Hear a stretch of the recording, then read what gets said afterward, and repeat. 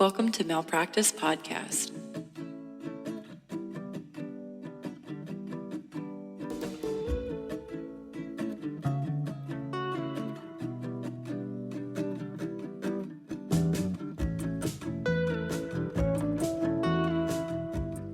Hi. Are you ready to get started? Super ready to be started. Hi, how are you? I am. It's Monday. 'Tis Monday. We're doing a recording on a Monday, we usually do. Yeah. I don't know why I felt the need to specify that, Yeah, but it we felt do it. important. We do it pretty often. Periodically. It's our vibe. From time to time.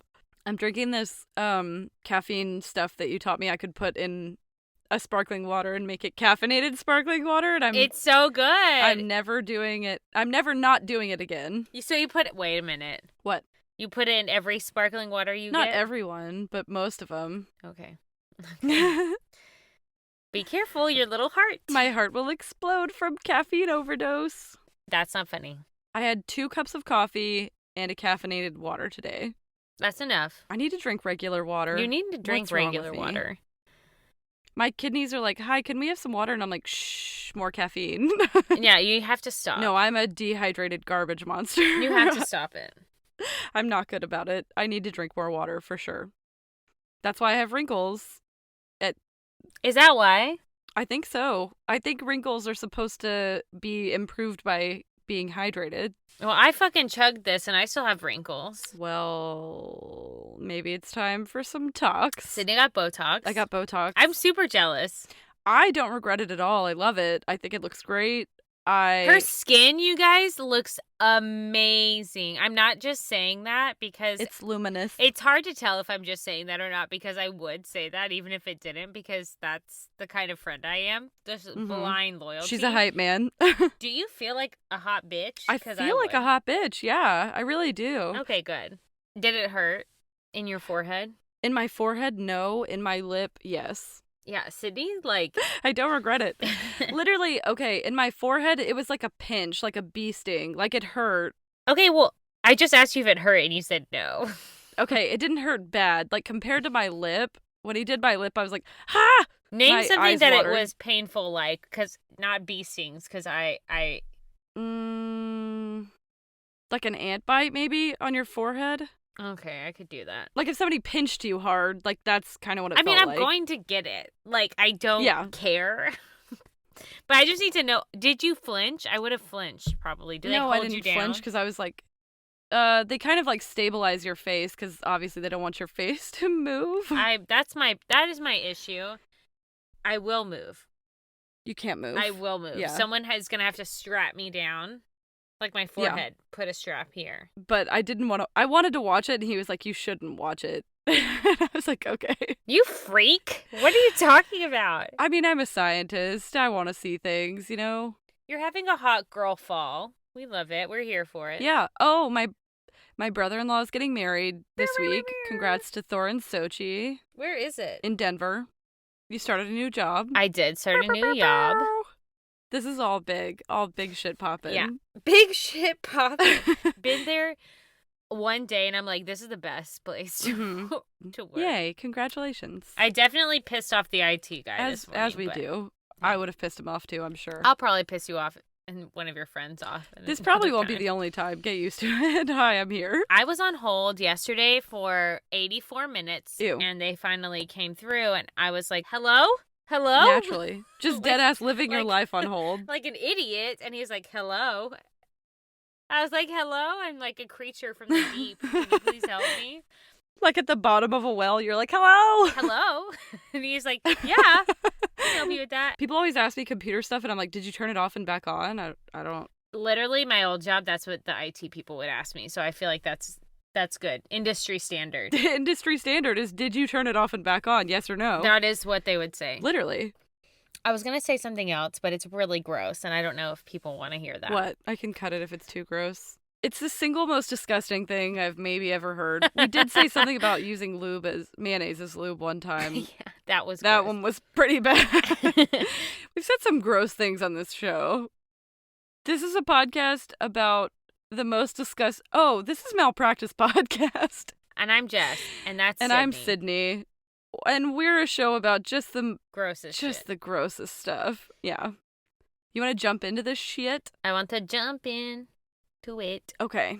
So in the last episode about the history of opioids in America, which is in season what? 1? Yeah. It's like our 3rd episode. Throwback. Yeah. Throwback. Throwback all the way back. Dude, it's crazy. We've done over 50 episodes. I know. I can't believe we just hit 50, right? Last week? I don't know. I think so. I just say over. We got an email from Buzzsprout that was like, what's up? 50 episodes. Thanks, Buzzsprout, you little angels. So in that last episode that we covered about the history of opioids in America, we talked about all of the background from the invention of morphine to the start of the modern opioid crisis. Again, that was in season 1. You need to go back and listen. Yes. If you haven't listened to that one, before you listen to this, I highly recommend it because you need it. Understanding the full history and how we got to the current opioid epidemic is going to be a really important backdrop to this episode, in my opinion, right? Yeah. And also, we just re-recorded it, so it has better audio. So yeah, you can go back to that one and we won't make your ears bleed this time. Yeah. Yeah, exactly. In that episode, we basically covered everything up to the invention of Oxycontin. So for this episode, I want to focus on exactly how Purdue Pharma is directly responsible, in my opinion, for the current opioid crisis. In all good humans' opinions. I really think so, yeah. Yep. I don't think that this is like an unpopular or like out of the box opinion. And I think that once we get to the end of this episode, everyone's going to agree with us. Okay. That's how I feel about every episode. Right. I think that. And then some people are like, I don't agree with you. And I'm like, oh, well, that's alarming. I've never heard of her. I blocked that out of my memory. That's shocking to me.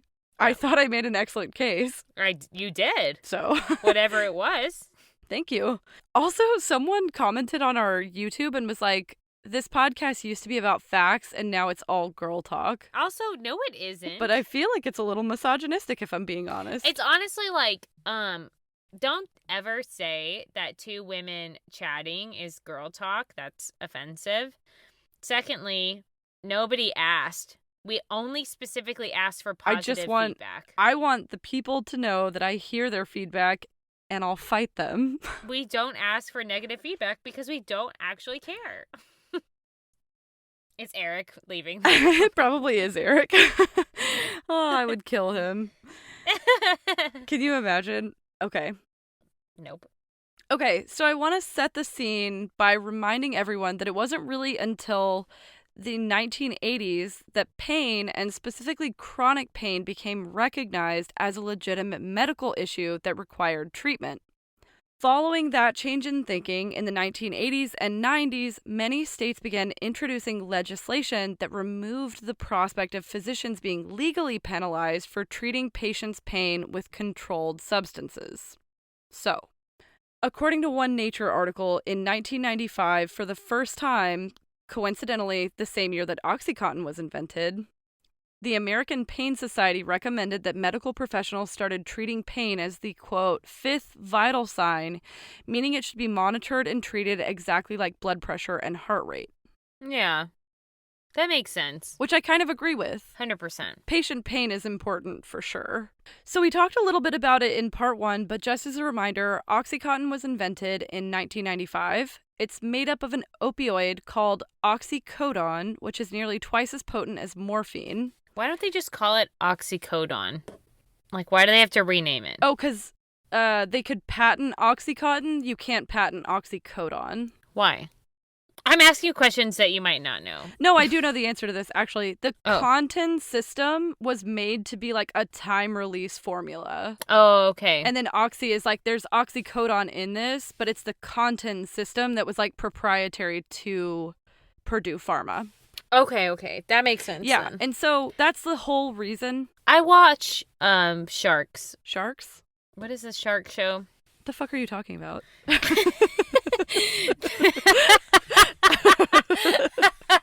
What is the show? Hold on. It's like we're all these... Shark Tank? Yeah, Shark Tank. So now I understand patents. Okay. I was like, Shark Week. Murders. What are you talking about? Shark Attack. Okay.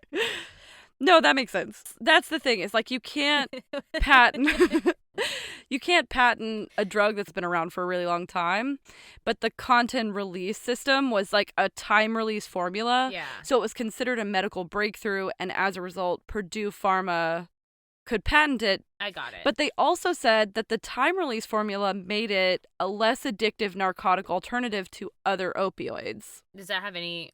Is that true? No, it's not true, even a Okay. little bit. And Well, that's crazy that they would lie. Right. They never lie. so the other problem is that they didn't just say it was less addictive. They went on an all-out medical and media blitz. Cute. They lobbied lawmakers to relax regulations. They sponsored continuing education courses for medical professionals. They sent pharma reps to individual doctors' offices, and they produced these crazy propaganda films that touted Oxycontin as like a quote-unquote wonder drug. Did the lobbyists, were they successful? Oh, yeah. Yeah, 100%. Perfect. So one of these propaganda films was called, quote, I Got My Life Back, and it followed the stories of 6 people who allegedly used Oxycontin to treat their chronic pain. This film was distributed to 15,000 different doctors' offices, and the suggestion was that it be played in waiting rooms or while patients were like checking out Whoa. at the doctor's office. Okay. And that's what they did. That should be illegal. Right. The Sackler family and Purdue Pharma is actually the reason that you can do that type of direct-to-consumer pharma marketing. They literally made their fortune on that not being illegal. That should be illegal. You shouldn't be able to market to consumers for prescription drugs. There are only a couple of countries where it's legal, and the U.S. is one of them. It's not legal anywhere in Europe. Well, that tracks. Yeah. When are we going to move? I mean, tomorrow, what do you think? You won't even leave Houston for Austin. I don't believe you. I said one time I wanted to move to Ireland, and Eric goes, oh, so I can work on the Irish space program? Yeah. They don't have one. Maybe they'd start one because They don't Eric's have one. there. Yeah, I was like, be the change you want to see in the world. Yeah, be the change, Eric. Okay, so in this specific... There's that damn girl talk that... yeah, reviewers- people hate it, yeah. We were talking about... Yeah, anyway. This was tangents. The name of our podcast is Tangent City, and if you hate it, I don't give a get out fuck of if here. people think that we talk about what they would consider girl talk. Then skip ahead, bitch. That's what you have the right. Click, we click. do have skippers. Every time we post a YouTube video, there's someone who is like, the real topic starts at 8 minutes, and I'm like, That is honestly, y'all. no one asked, but... Also, I thought we were friends. So you can kiss my ass. Yeah. The real topic starts at second 1. Skippers. That's just, when the beginning you just do what is. you got to do, but don't talk to me about it.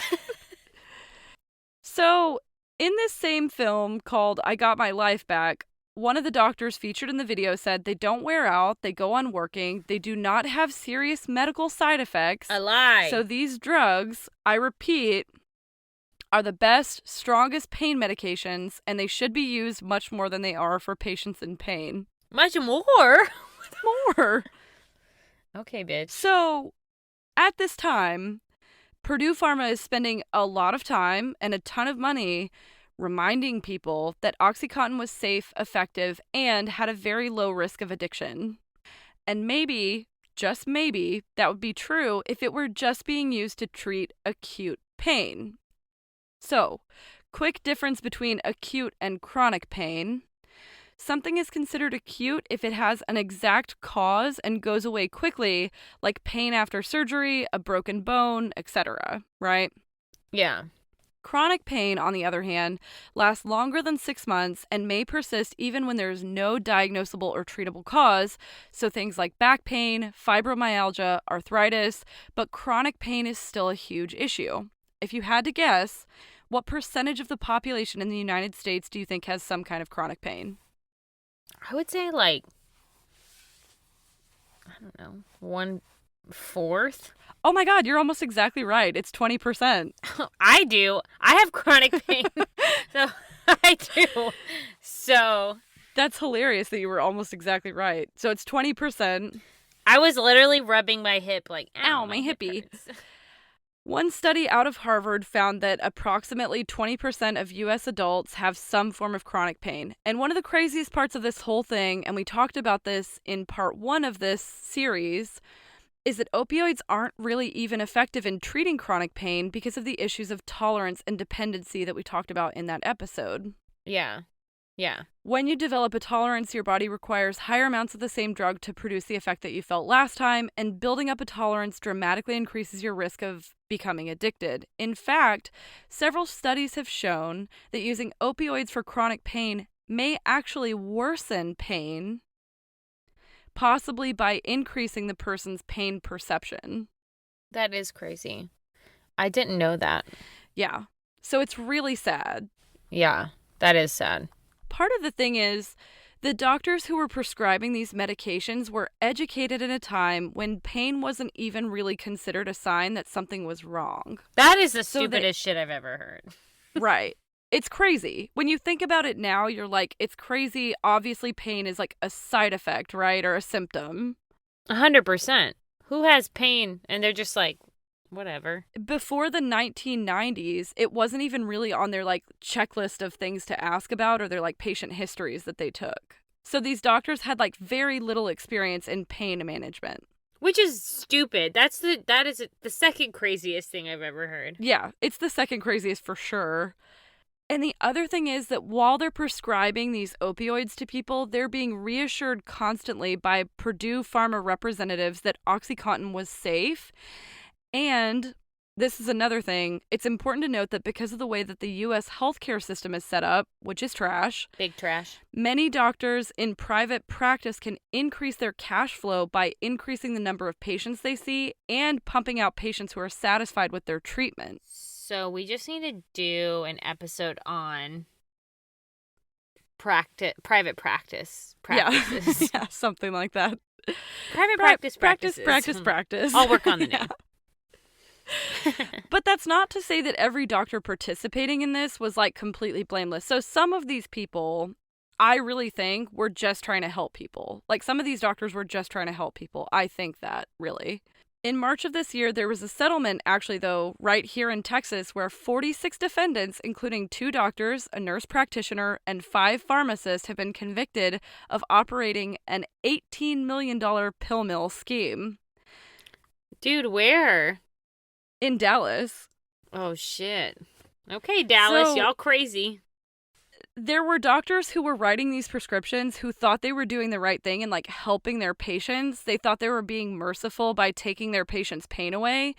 And then there were doctors who are only thinking of their bottom line and doing these like pill mill operations, but both of them are writing prescriptions. So Yeah, tons of this stuff is getting put on the market, right?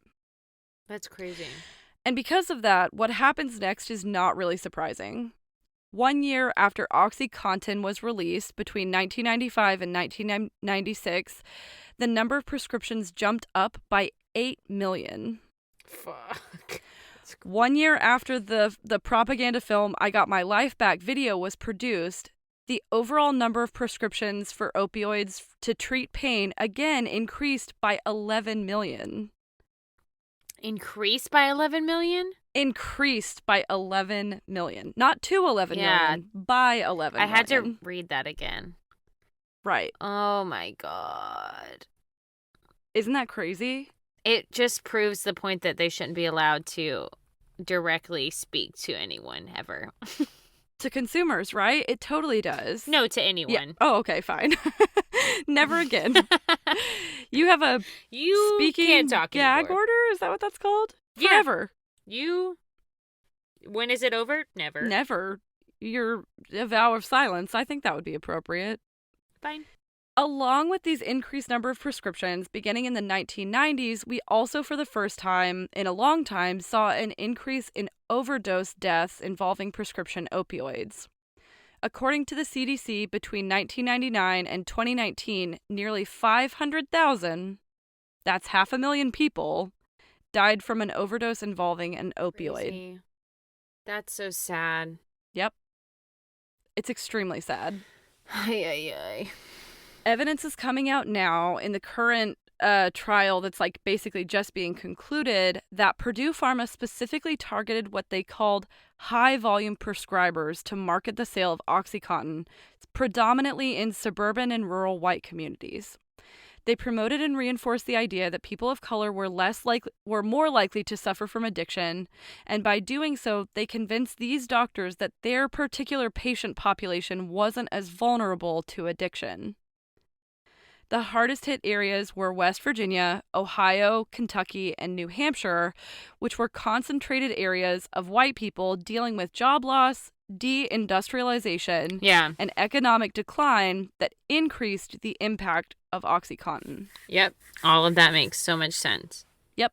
So huge portions of the country have been affected, but specifically Appalachia. I hope I'm saying that right. Am I? I think so. I think that's what I heard. It's like throw an apple at you. Oh, wait. I've never heard that, but I've never spoken with anyone about the pronunciation, so. Okay, fair enough. This is another crazy statistic. In 2018, one tiny town called Williamson, West Virginia, with a population of about 3,200 people, saw over 21 million prescription painkillers. That's more than 6,500 pills per person in this small town.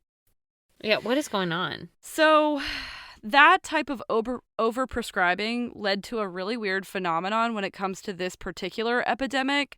So from the 90s to 2010, there were lots of patient privacy laws in place that meant people were being prescribed way more of these drugs than they actually took, which led to users selling their excess pills. Yep.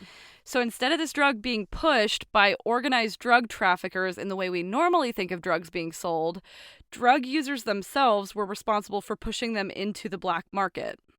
And, unfortunately, starting out with an Oxycontin prescription or taking Oxycontin even if you don't have a prescription significantly increases the chances of a person turning to heroin.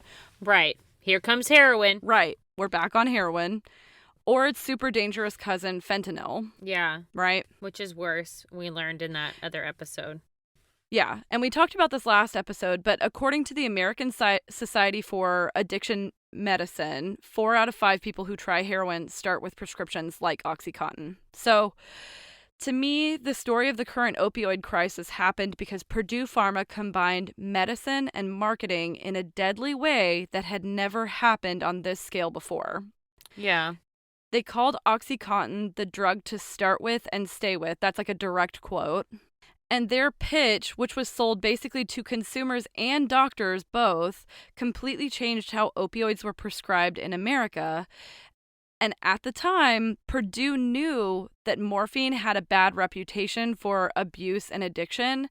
So they basically took Oxycodone and rebranded Oxycontin, despite it being actually twice as strong as morphine, and they just gave it like a chill vibe. They were like, Oxycontin is chill, man. It's not morphine, right? Yeah, they like othered the other ones.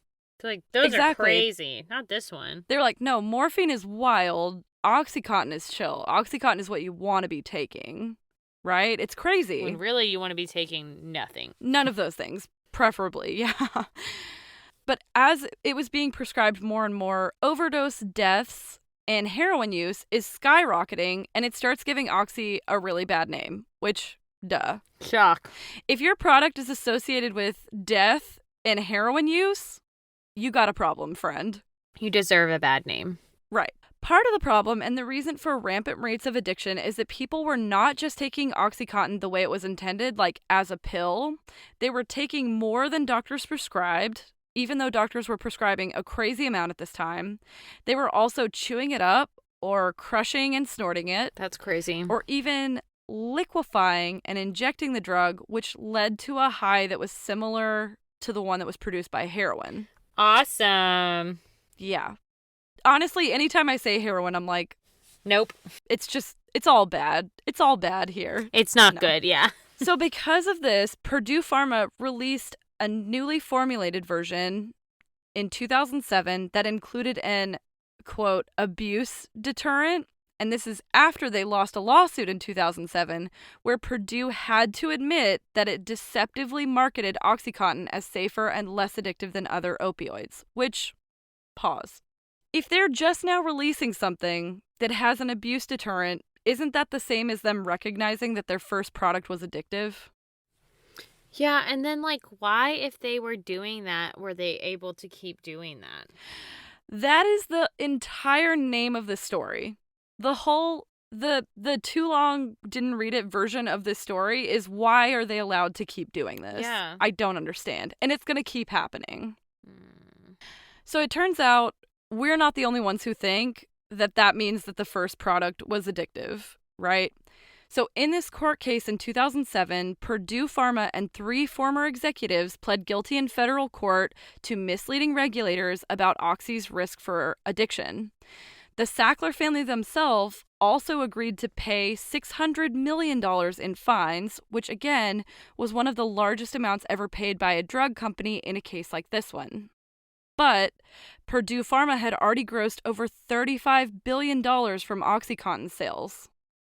So $600 million sounds like a crazy fine until you remember that for the Sackler family, that's literally a drop in the bucket. It's nothing, yeah. It's a slap on the wrist. Like, it's nothing to them. It's nothing. It's a tax write-off. They donated that to the government. Correct. Literally, that's exactly what it is. The $35 billion in Oxycontin sales, the Sackler family, there's evidence that they literally took like $10 billion of that for just themselves. Yeah. So they don't give a shit. Right. The Sackler family, or Purdue Pharma, also acknowledged in court that they marketed Oxycontin as less addictive, quote, with the intent to defraud or mislead. So. I do not understand the world. Right. The 3 top executives at this time also plead guilty to the same felony charges. But it's interesting to note here, though, the Sackler family comes out somehow out of this court case in 2007 completely unscathed. They were not charged with a single crime. Duh. Oh, and the 3 executives that were found guilty, they paid a fine and were sentenced to community service. What the hell? They never went to jail. That's because they don't charge them with the right thing. They don't charge them with murder. Yeah. I mean, literally. It must be nice to have community service. That must be really cool for you guys. For what community? I bet the community doesn't even want their service. They were forced to work in like drug rehabilitation programs, which I actually support that, but it's like... I actually think it's like a joke. You do? Like, put them in prison. Oh, no, yeah, absolutely put them in prison. 100%. They do not care about the people in those rehab facilities. That's a good point. I mean, they're trash, whatever. Throw them in jail. Throw them to the sharks. They should have to pick up... Yeah, they should be in the Shark Tank. Not the Shark Tank, like a literal Shark Tank. Yes. A tank of sharks. I support that. Yeah, they should clean that tank. To them. I'm fine with it. Agreed. It's murder, so they should be sentenced to life in prison. Yeah. At the minimum. What's interesting to note is that in one congressional hearing from 2020, so last year, they directly implicate the Sackler family as being involved with the day-to-day operations and note that for 10 years after the 2007 settlement, they kept doing the exact bullshit. How do they know? One of the links that I've included is the transcript of the congressional hearing where they're like, we have evidence that the Sackler family is involved in the day-to-day operations. And then? And then... this is the part where it becomes very difficult to figure out exactly why it was allowed to continue. Because after 2007, what should have been a massive legal win, Purdue Pharma just like pays their settlements and keeps going. They be doing that. They literally continued producing a drug that was killing people on an unprecedented scale and making billions of dollars while doing it. But during this time, this 10, 12-year gap, they're also accumulating lawsuits. So I want you to guess how many lawsuits they accumulated between 2007 and 2019. Oh, a shit ton. Thousands. I bet over 1,000. Oh, yeah. It was 2,600 different lawsuits. I'm not surprised. They're absolute garbage. Hot garbage. Including lawsuits from 22 U.S. states and Puerto Rico amongst the plaintiffs. So... to protect themselves from that dumpster fire, In 2019, Purdue basically agrees to file bankruptcy, and they formally dissolved in September of this year after again pleading guilty in federal court to criminal wrongdoing for the way they marketed Oxycontin again after 2007. So they're saying, again, we did it wrong. We kept doing it. We did it intentionally. Right, again. Yeah. As part of the settlement, which was decided in September, the Sackler family was also required to return billions, specifically $4.5 billion that they had profited from their part in creating the opioid epidemic. Good. Well, who are they returning it to? Not the people. A lot of it goes back to the people. Not enough of it goes back to the people. Okay. But it is a settlement that basically goes back to the people. So, yeah.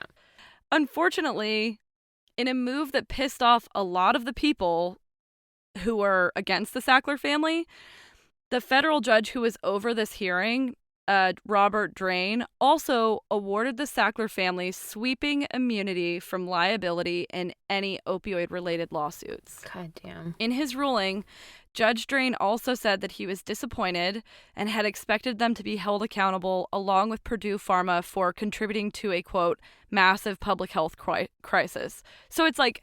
murder! Call it what it is. Right. It's like nice to hear that you're disappointed, but it doesn't really change the fact that they're not being held responsible.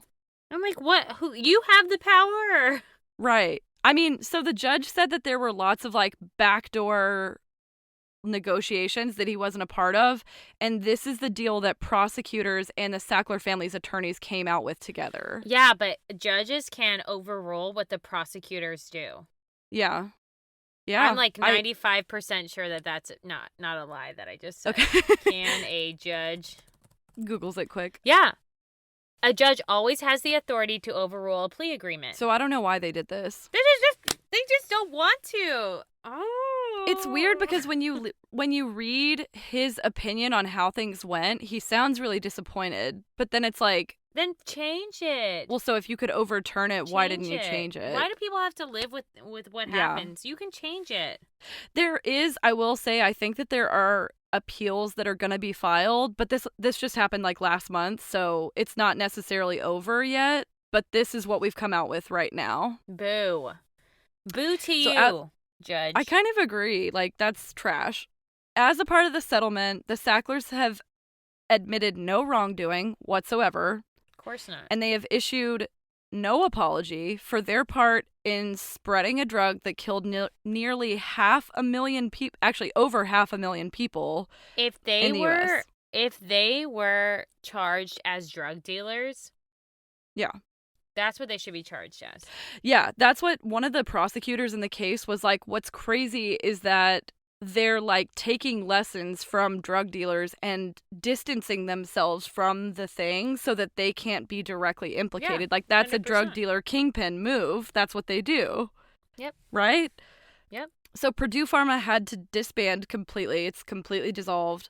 The new company, unfortunately, that emerges after the collapse of Purdue will be allowed to continue making and selling opioid products, including Oxycontin, and the sale of drugs that are used to fight opioid addiction, which is wild as fuck. That's crazy. So you can make the problem and sell the solution to the problem? You just have all the money. But in a bright note, in what is otherwise a relatively unsatisfactory ending, the lawyers fighting this case say that all of the profits will have to go to help fund drug treatment programs as part of the settlement. So the billions of dollars that the Sacklers have had to forfeit and any money that gets made on Oxycontin or any opioid products in the future have to go toward public trust created to fund drug treatment programs and healthcare programs that support drug addiction. That money should be distributed to people who filed those lawsuits. It's being distributed to them too. It's like two separate public trust. Well, it's actually three separate public trusts because anyone living on Native American tribal land gets one special trust, and then another group who I guess are just non-Native American plaintiffs get a separate trust, and then this is like a third one. money that comes from selling those products will then go to treating the addiction of those products. Yeah. I mean, it's exactly like tobacco companies having to pay for anti-smoking ads, right? They should just not be allowed to do the things anymore. They should be not allowed to do the things anymore, but this is like, I don't know. To me, it's like... And they should be in prison. If they were in prison, I wouldn't be mad. Yeah, they're not going to... They're never... Like, nothing is ever going to happen to the Sackler family. They just have too much money. That is so fucked. But even the people who have been extremely critical of the settlement plan seem to be saying publicly that the money that they have to forfeit, which again is almost $5 billion, will go a long way to preventing future loss of life and rehabilitation for the millions of people who have suffered because of opioids. So, to me, it's like a really small silver lining in what is otherwise just a massive fuckaroo. I'm mad. Like, fund treatment programs and drug rehabilitation for sure. Yeah. Do that. You should have been doing that anyway. That's what I know about the Sackler family, Purdue Pharma, and the American opioid epidemic. It's a little unsatisfying, but that's what we get. Hate that they're not in prison. Yeah. They're literally don't even have to issue an apology. That's crazy. And they asked the judge about that. They said, like, so why are you not making them issue an apology? And he's like, well, a forced apology isn't an apology. Yeah, but so what? People died. I hate that judge, too. He can catch these hands. If you're involved in this case at all, you can catch these hands, his hands. Really. I think everybody needs to catch them. I did, so whenever you said you were going to do a part 2 to the opioid epidemic, yeah, I did a quick news, like, opioid search, and I found this, like, really interesting tidbit that I wanted to share. What is it? And also kind of ties back to Purdue. Mm-hmm. So, the FDA Mm-hmm. and McKinsey, like the global management consulting firm, Okay. are like in trouble. Oh. McKinsey was advising both opioid manufacturers and the FDA on how to control opioid manufacturers. Yeah. Oh, you can't do that. So you can't do that. Yeah, you can't do that. That's crisscross, right? That's like a conflict of interest. Yeah. Crisscross applesauce. That's the legal term. So Congress started this investigation into the firm's role, in this opioid crisis, McKinsey's role in the opioid crisis, and sent a letter that demanded records related to their business practices, conflicts of interest, and management standards to, like, get all of these files. And the House Committee on Oversight and Reform asked for McKinsey clients in healthcare, in addition to the documents, and proof of connection to McKinsey's work with opioid manufacturers, distributors, and retailers. And sometimes even, like, in their process, they needed the documents to prove that they were helping them to fend off the high fees from the FDA. That they were also in contract advising on how to manage these opioid manufacturers. That's so shady. So crisscross applesauce, you can't do that. So the House Committee is asking for the documentation on its interactions with the opioid manufacturers and about the advising it has done with the FDA, because they never disclosed those drug company clients to the FDA. Yeah, you have to do that. According to the committee. Right. So this comes along with, like, in August, 6 senators were seeking records from the FDA. Mm-hmm. They wanted documents beyond McKinsey's opioid work, stating that there are instances when the consultants may have helped companies they were working with to increase drug prices or to block competition because they were also advising the FDA. No, you can't do that. So it looks really bad for McKinsey, sounds really bad, but it also looks really bad for the FDA. Yeah, it does. Because federal rules require the U.S. government agencies to determine if a contractor has had any conflict of interest. Oh, they didn't do their due diligence. Yes, if the vendor can be used or not. And so McKinsey's contracts with the FDA, which ProPublica, shout out to them, they outed McKinsey and its involvement with opioids in 2019. Yeah. And it hasn't come to light until, like, just now. Like, it's all bubbling in 2021. Okay. They, like, outed the documents that contained a provision obligating the firm to disclose any agency officials any possible organizational conflicts. One passage of their agreement says the contractor agrees it shall make an immediate and full disclosure in writing to the contracting officer of any potential or actual organizational conflict of interest or the existence of any facts that may cause a reasonably prudent person to question the contractor's impartiality because of the appearance or existence of bias. But they didn't say. Yeah. They didn't Which say is any of obviously that to the FDA. And ProPublica has put that out 100%. So somebody's going to jail. So how do you advise both the Good. opioid creators and the entity overseeing them? Like, it's just fucking stupid. I mean, you get caught and go to jail. That's what you do. McKinsey is already having to pay all 50 states $600 million to settle investigating into how it helped push the opioid cells in its work with Purdue Pharma. Yeah. Good. So they already had that. They're already in trouble. Yeah. In this space, which makes me even think who signed this at the FDA if they already were having to do that. They probably were getting kickbacks or something, right? I think so. I mean, everyone is shady. Everyone sucks. That's the moral of the story.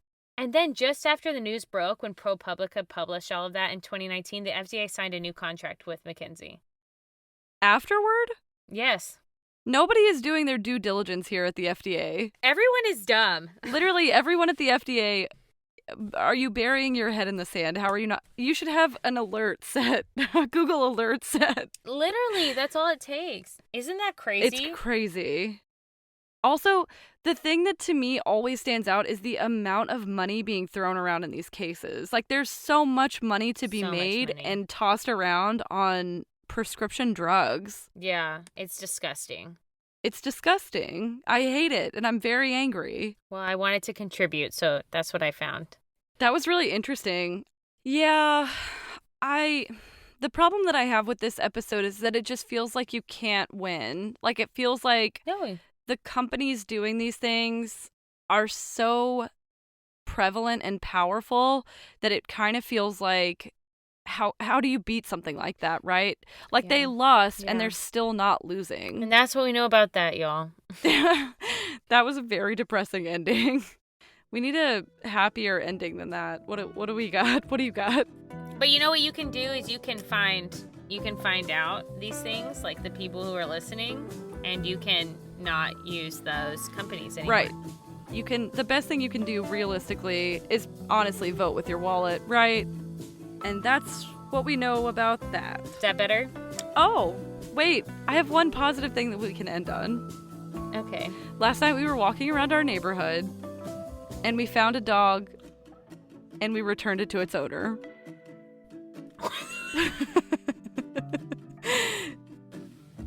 Good job. Thanks. Thank you. That had nothing to do. I thought you were going to say something good about. Oh, no, there's nothing good here. This okay, good. episode is hot garbage. This family. Perfect. But a dog is home, and what else is there? And yeah. Well, thank you guys for listening. Hit us up on our social medias if you have a recommendation for a nice, happy episode. Yeah. Thanks for sticking with us. We've never heard of her, but maybe you have. Phew. I actually have a good one for next time. I'll do a happy one. Phew, because I feel that we need it. I'll do a happy one. We'll see you next week for our happy time episode. Happy time. I'll do a happy one. So everybody relax. We'll see you next week. Thanks for sticking with us. Go follow us on social media. Instagram, Facebook, Twitter, all the things. Leave us a review. We love you. If it's nice. Leave us a nice review. Thank you. Bye-bye.